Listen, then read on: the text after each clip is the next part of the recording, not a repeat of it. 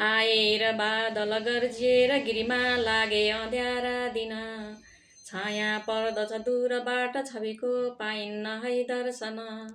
कालो निठुर यो असारै समय रोएर मेरी गइन्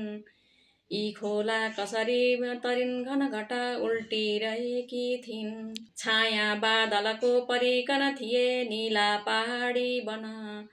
माया भर्खर नै बसिकन थिए सानन्द हाम्रा दिन त्यो बेला छिन मात्रको बिछुडाले बन्थे सजसै व्याकुल निस्किन्थिन् गिरिकुञ्जबाट अनि ती टिप्दै असारे फुल अहिलेको निठुरी असार महिना पानी परेको कति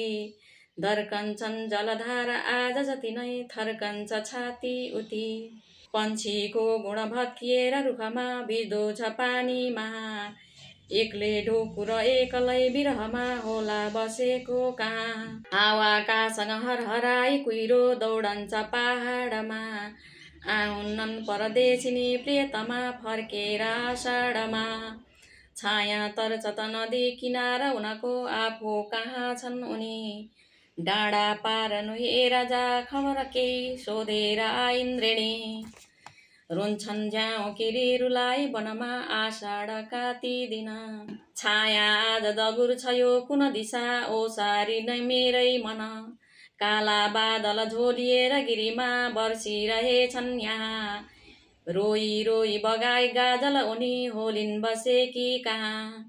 वर्षाको निसीमा झमाझम झरी झम्केर जो आउँछ लाखौं शब्द सुसाइएका सुरमा संसार जो गाउँछ यो बेला बेउजी बिलाप दिलमा लाखौं अलापौं कि म आफै भित्र डुबाई स्वर्ग धरती सारा निदाऊं कि म निस्की बादलका किनाराहरूमा केही बेर रानी बस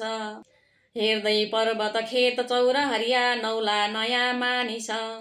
टाढैबाट झुकेर इन्द्रधनुमा धरती तिमी भेटिदेऊ खोलाको जल यो पिएर दिलको धोको तिमी मेटिदेऊ च्याती बादल हेर्छ राति भुइँमा बर्सातको चाँदनी धोएको वनफुल तुल्य कहिले देखिन्छ तारा पनि यस्तै विस्मयको कुनै समयमा निस्केर आऊ तिमी तिम्रो मृत्यु हुँदै भएन कहिल्यै झैं मुस्कुराऊ तिमी डुब्छिन् सुन्दर इन्द्रेणी पनि जहाँ पानी परी लेकमा सल्लाहको वनको सुसाउँछ त्यहाँ एक्लै बसी शोकमा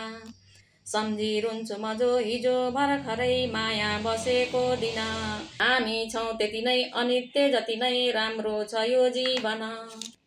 एउटा फूल सधैँ बसन्त ऋतुको ओइली यहाँ झर्छ रे रोई आउँछ रे असार महिना आँसु यहाँ पर्छ रे